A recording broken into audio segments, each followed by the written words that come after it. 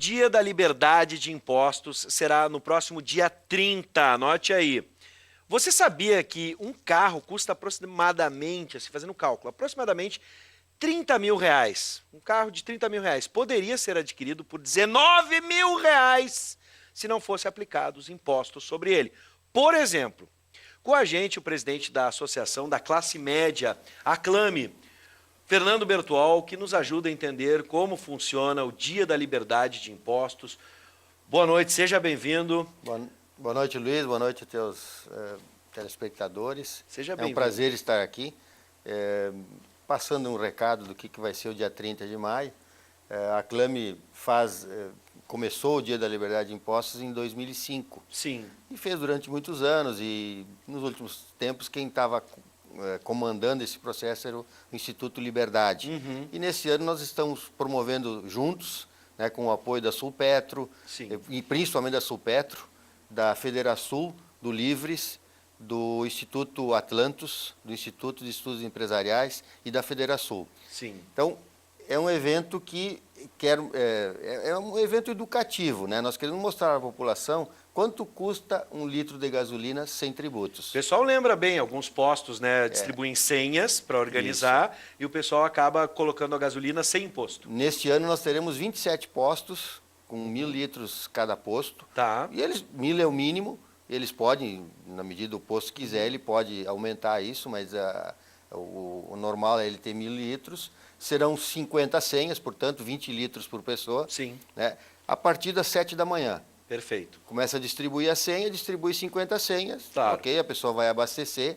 E é um evento para a gente realmente mostrar às pessoas que o peso que tem os tributos sobre, eu imagino, sobre o consumidor. Agora, eu peguei aqui um exemplo, a gente estava conversando fora do ar, né? Sobre... Vamos pegar aqui os músicos que estão aqui com a gente, né? Okay. A banda Homem Café, ali com seus instrumentos musicais. Os meninos acredito que fazem ideia, assim como eu, que estou militando aí na música alternativa independente há um bom tempo, de que os instrumentos no Brasil são extremamente caros. Sim. Se for a Argentina, se atravessar ali Buenos Aires, a gente vai comprar o mesmo instrumento praticamente a metade do preço, quase a metade do preço. É só para dar um exemplo de coisas, são várias coisas. Mas por exemplo, a música, que é algo tão positivo, a gente está falando sobre cultura, fomentar a cultura, dar emprego para tanta gente, e é extremamente caro. A pessoa não consegue comprar um violão, uma guitarra, vai comprar 2 violões e 2 guitarras se for a Buenos Aires, com outra carga tributária. Por que a gente paga tanto imposto? E os nossos impostos, o pior de todos os nossos impostos é que eles são embutidos, né? As pessoas não percebem que estão pagando, né? Uhum. Quando você pede o preço do violão, ele já vem com o preço de R$2.000 e não vem identificado o volume de impostos que você está pagando, né? Que é o nosso grande mote para a educação. As pessoas precisam saber o que estão pagando. Os instrumentos musicais devem estar pagando, em média, em torno de 35% a 40% de tributos. Eu estava dizendo, praticamente a metade do preço a gente tirar essa carga tributária. E quando você considera que esse imposto é calculado a ver sobre o valor final, né? Sim. Então ele é maior quando você pega o preço do violão e coloca o imposto. Sim. É muito maior. A gasolina tem 53% de tributos. Mas se você pegar o que tem de tributo sobre o preço da Petrobras, ela é mais de 100%. Sim. A carga tributária. E vamos combinar que aqui no Rio Grande do Sul a gente tem uma incidência maior justamente pela crise no Estado, o ICMS é 30%, mais caro, 30%. Então você vê, a gente não pode culpar a Petrobras pelo preço da gasolina, porque a Petrobras que tem que pegar o petróleo, tem que buscar ele lá no fundo, refinar, distribuir para as distribuidoras e ter seu lucro. Ela entrega para nós a R$2. O Estado do Rio Grande do Sul, com um imposto de 30% sobre o preço de venda, não é sobre os R$2, sobre o preço de venda, ganha em torno de R$1,40 sem fazer absolutamente nada. Ele não produziu, ele não distribuiu, ele não fez nada. Ele só pega o dinheirinho que é depositado lá na hora da venda. Bom, a gente já entendeu que o Dia de Liberdade de Impostos ele não vai resolver de imediato o problema, nem vai gerar aquela economia que a gente gostaria. Okay. Mas, atualmente, além de informar, educar o consumidor, dá para a gente traçar uma linha de batalha contra isso? Tanto se fala na reforma tributária. O que é mais complicado É isso, aquilo ou as duas coisas? A carga tributária, por exemplo, os brasileiros pagam 90 tipos de tributos. Você sabia que você paga 90 tipos de tributos? A gente lembra aqui do ICMS, IPTU, ISSQN, IPVA, bom, enfim. É Mas e os outros 87 tributos? Da onde vem? São incidentes sobre exportações, sobre importações, Sim. sobre venda do gado, venda de qualquer coisa. Em qualquer coisa você está pagando Na reforma tributos. se fala sobre a simplificação dessa carga tributária. Isso ajudaria? Finalmente, um governo que assumiu e em 3 meses colocou no Congresso reformas que são absolutamente importantes para o país. Para o país. Porque então, a pessoa fala no governo, não, elas são importantes para nós. Então, a reforma da Previdência, a reforma tributária, a desestatização de muitas empresas que não precisam ter, o governo não precisa ter empresa, né? Empresa é privada, tem que ser trabalhada aqui e fora. A empresa de governo estatizante, ela tem prejuízo e nós pagamos. Ela é mal gerida e nós pagamos a conta. Se uma empresa privada vai à falência, vai à falência. Acabou. Né? Eu não vou pagar essa conta para eles. Né? Então, assim, temos um governo que tem uma série de reformas no Congresso e agora nós dependemos do Congresso. Sim. Pensar no país, nos brasileiros e não neles. A simplificação seria um caminho? Um caminho, e tem já esse projeto tributário, já passou na CCJ, né? Transforma 5 ou 6 impostos em um. Federais, um início. Né? Impostos federais. É um início. Sim. Não, o ICMS também entra. E ISSQN também entra. É um início. É verdade. Não é o total. Simplifica e depois vai ser repartido entre Estado e município. Divide entre todos. No início, certamente, essa simplificação não diminui a carga tributária. Ela poderá diminuir no tempo, no futuro, quando você começar a arrecadar mais pela facilidade de arrecadar. Hoje é uma dificuldade. Isso evitaria também a sonegação? A sonegação, você consegue melhorar que também entra processo. No bolo, né? Na medida que sonega, repassa para o outro. Sem dúvida nenhuma. Bom, quanto tempo... Esse cálculo eu achava sempre interessante e ele vem mudando de ano para ano, né? Sim. Quanto tempo a gente tem que trabalhar para pagar a nossa carga tributária? Muita gente costuma dizer que o início do ano é por maio e junho, que a gente começa a realmente receber o nosso salário. Isso. A gente usa muito os dados do Instituto Brasileiro de Planejamento Tributário, IBPT, que é acho que talvez o que mais tem método para calcular isso. E ele chegou em 2018 a dia 2 de junho. Até 2 de junho nós só trabalhamos para pagar tributos. Está perto. E olhem bem, na década de 70, a gente trabalhava 2 meses e 16 dias para pagar tributos. Sim. Década de 70. Hoje nós estamos trabalhando 5 meses e 2 dias. Vai chegar, será um ano que a gente vai trabalhar um ano para gastar no outro? Não, eu acho que se as reformas passarem, a tendência é você ter uma recuperação para menos da carga tributária, na medida em que facilita a arrecadação, isso pode subir, e o governo poderá ter possibilidade de... Desde que ele não queira gastar, Sim. né? Agora, é bom a gente também deixar claro, e não sei se essa é a posição, mas essa pelo menos é a minha posição, de que a gente também não precisa criminalizar o imposto na medida em que a gente sentisse o retorno desses impostos de forma direta, e não indireta, hipoteticamente falando, né, de forma direta.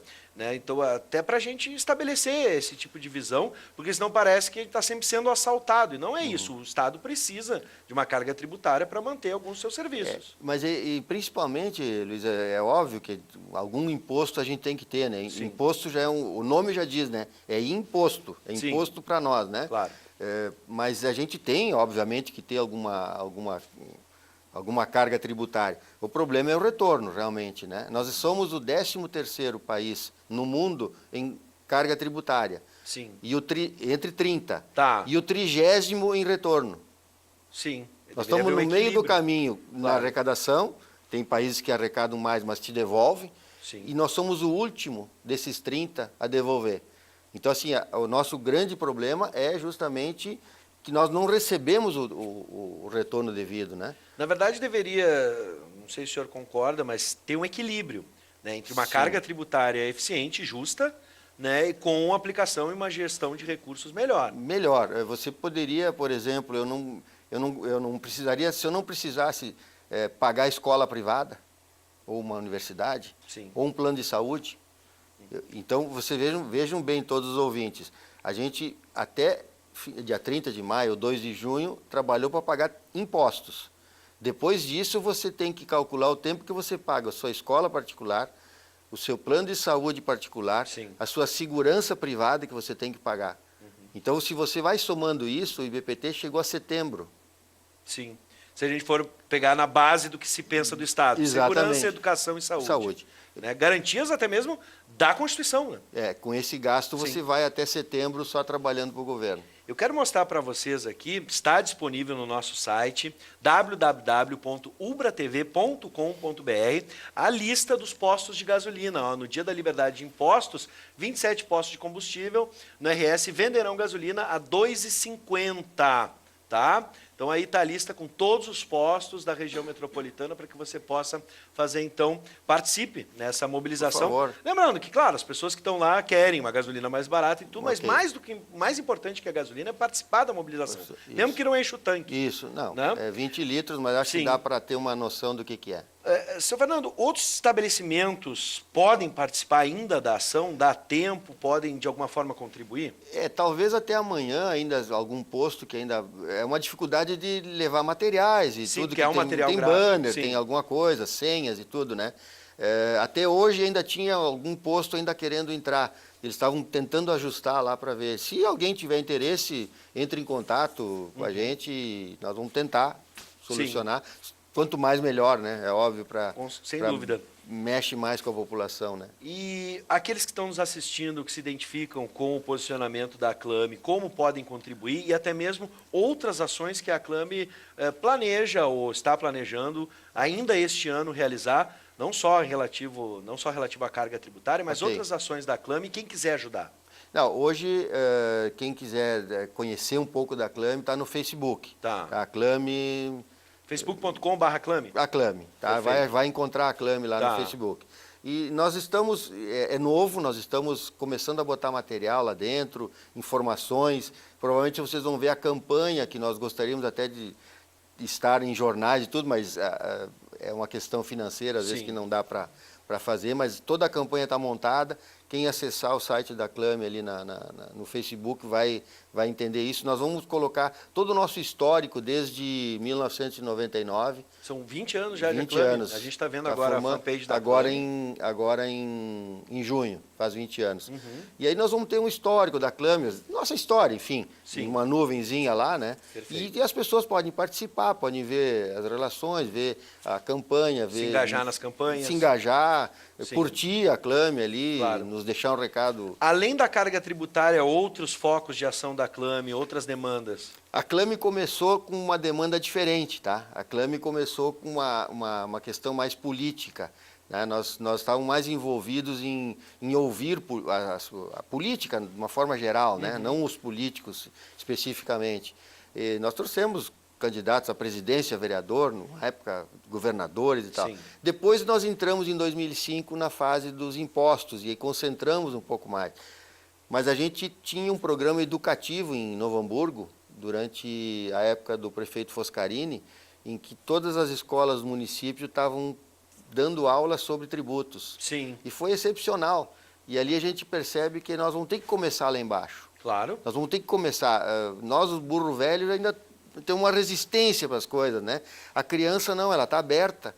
E lá a gente percebeu que eles tinham assim uma abertura total e se interessavam pelo assunto. Foram pesquisar, e crianças que eu estou falando de vila, né? Sim. De pessoas de vila, não desmerecendo, não é isso. Sim. Mas pessoas mais humildes, com menos condições, mas assim, ó, começaram a pedir nota fiscal, as crianças, era uma coisa muito... Porque esses impostos incidem sobre qualquer consumo. Tudo, sobre qualquer um. O cafezinho que a gente estava falando, tem também imposto em cima. Não, e tem o material escolar, tem material escolar, média 40% de tributos. E isso acaba também atravancando a nossa indústria, né, de certa forma. De uma certa forma. Estou lembrando aqui, só para fechar, outro exemplo que eu lembro, já foi citado aqui nesse programa, sobre a carga tributária em cima de vinhos espumantes. Sim. E a qualidade dos vinhos espumantes aqui no Rio Grande do Sul é muito boa, só que ela esbarra com o chileno, que é importado de uma outra forma. É uma concorrência desleal, né? Ele entra sem imposto aqui e o nosso tem uma carga tributária gigantesca, né? Então fica difícil. Está aqui uma bandeira que eu acho que praticamente todos os brasileiros vão, né, levantar, independente da sua visão política, né? Hoje em dia, não é o país tão ideológico, dividido, né, não é Luiz? ideológico, claro. A gente precisa repensar a nossa carga Sem tributária e tanto se fala em reforma tributária. Sem Eu quero dúvida. agradecer a presença do senhor Fernando Bertual, que é presidente da Associação da Classe Média, a Clame. Parabéns pelo trabalho, pela luta, e fica aqui o espaço para que a Clame aproveite em outras oportunidades. Eu agradeço muito e sempre que vocês precisarem que a gente venha aqui, a gente vem, vai ser um prazer. Certamente nós teremos uma nova diretoria agora a partir do segundo semestre. É um agorizado, os velhinhos vão dar uma saída da cena, né? Mas vem um pessoal muito jovem, muito interessado em levar a Clame para frente. Seja sempre bem-vindo, Fernando. Obrigado.